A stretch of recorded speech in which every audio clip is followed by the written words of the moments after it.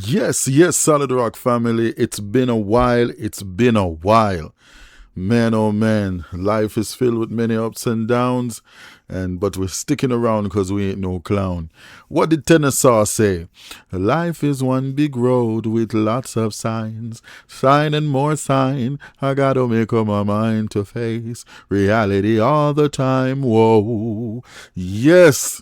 True words ever spoken by such a legend. But yes, speaking of reggae music, it's February 1st. Seeing? So I had to come back. I had to come back and jump in and do my part. Seeing? So I'm going to do my best to make some consistent videos and continue to keep the foundation rolling. But as I like to say, welcome back to Solid Rock Entertainment with your host on the Central Coast, Sam G. And welcome to a series I like to call The Solid Foundation, where we review and react to foundational reggae music. And not just reggae music, but music overall. From It Is Positive, we're there. But anyway, it's February 1st, which kicks off Reggae Month. And what a perfect day for it to be, as far as today's a special birthday, right? The Crown Prince of Reggae Music, 69th birthday. And we're talking about Dennis Emmanuel Brown. See? So I had no choice but to say, you know what? As cold as it is in Florida, put on the hat, put on the scarf. And I could keep things rolling like everything down a wharf. Seeing? But yes, so we're going to get into a tune. I'm going to actually talk about, as you say, I have a vinyl right here. And of course, it's none other than D Brown with his album entitled More Dennis Brown. Seeing? And the first tune to kick off this album is entitled Stagecoach. So watch the approach. And we're going to start it off with that tune for the Dennis Brown celebration of his Zionly birthday scene.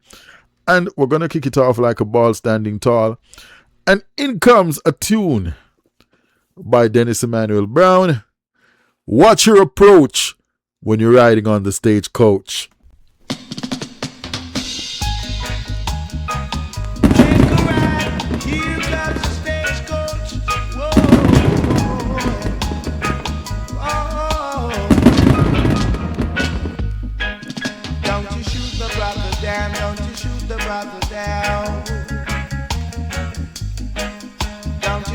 Brother man, don't you shoot your brother down.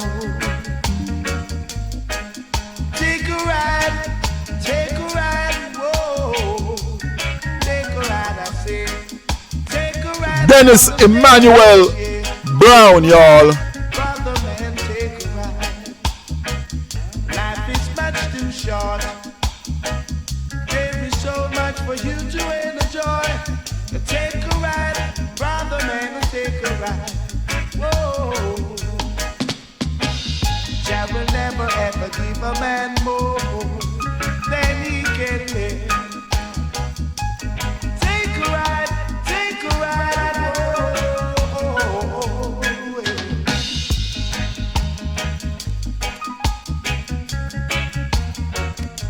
Although the living ain't easy,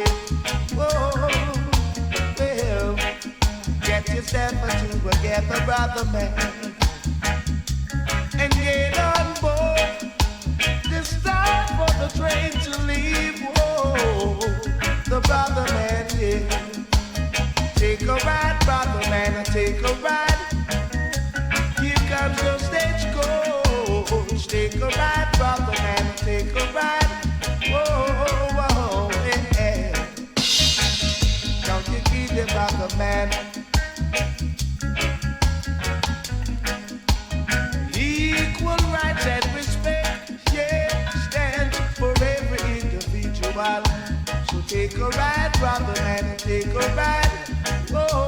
Take a ride, take a ride. Take a ride, brother man. Take a ride, brother man. True. Yes, I. Take a ride on the stagecoach. Watch your approach. That was Dennis Emmanuel Brown with Stagecoach. We're gonna play a few numbers from off this album here. More Dennis Brown scene. It's a very unique, beautiful album. We're gonna read a little excerpt from this. Actually, this album was produced by Dennis Brown for the Yvonne Special Productions, y'all. Yeah. And recorded at Harry J Studios and Joe Gibbs Recording Studio, Kingston, Jamaica. All songs published by Emmanuel Music Publishing. All tracks were written by Dennis Brown, except for tunes like I Love You Madly, Can I Change My Mind, and Little Green Apples, which is on this tune.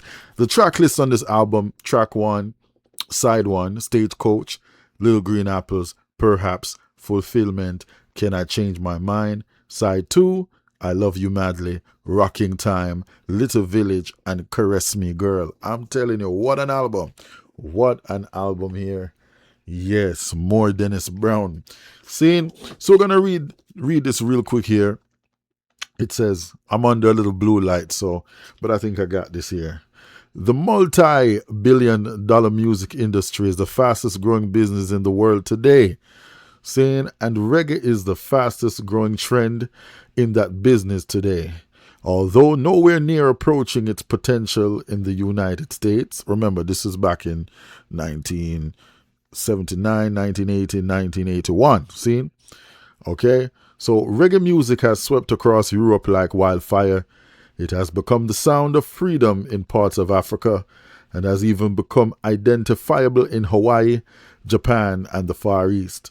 One of the rising stars whose career has taken off like a meteor is Dennis Brown, the crown prince of reggae. No overnight success, Brown began his career at the age of 9 in Kingston, Jamaica.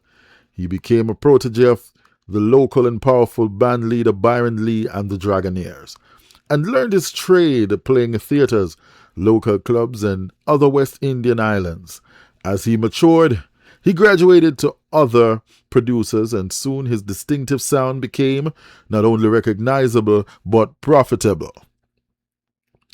The hits came in quick succession: No Man is an Island, Silhouettes, Baby Don't Do It, Things in Life, and of course the ever-popular Money in My Pocket. Not only did these hits top the Jamaican charts, they also rose to a point of prominence on the English and international charts. Augmented with his singing success was his showmanship, and the name Dennis Brown has become synonymous with a good show. At the Montreux Jazz Festival in 1979, Brown, although not the headline act, stole the show from Peter Tosh, formerly of Bob Marley and the Wailers, and more people were talking about reggae than about jazz before the festival was over. I have always loved to sing, and there are a lot of people who just love to hear me sing. Even when I was attending school, girls used to flock around and treat me to lunch to sing for them. Dennis said in reminiscence, it was the success of Money in My Pocket, however, which broke Dennis Brown in England. Covering his own original, neither Brown nor his then producer, manager Joe Gibbs anticipated what would follow. The record got instant play in London, in particularly the Camden, Chelsea, Mayfair, and Covent Garden areas. But then this was not unusual. When disc jockey Joe Levi heard the song, he did the unprecedented and the unheard of by going on Capital Radio with it instantly, and soon every other station was playing it as it were the national anthem. Cover versions, pirated versions, and badly produced versions all cropped up and sold well, which helped sell the original even more. A European tour cemented Brown's popularity, and it left people talking of his scintillating showmanship. Overnight, his success was assured. Speaking of his music, Brown explains, because it is music you can feel, it becomes easy for everyone to identify with it. When asked who influences music, Dennis recounts, back in my childhood I used to listen to The Impressions, Sam Cooke, The Drifters, Chuck Jackson, Benny King, The Temptations, Frogman Henry, Marty Robbins, Professor Longhair, and of course, local singers like Bob Marley and the Wailers, Bob Andy, Ken Lazarus, Derek Harriott, Delroy Wilson, Alton Ellis, Errol Dunkley, John Holt, and Ken Booth. I am definitely dedicated to reggae, not funky, not disco, but to reggae. That is my roots, even though I still enjoy listening to soul music and other various types of music. In London, an interviewer had asked Dennis how he would feel about singing for a white company, to which he replied, I am not prejudiced.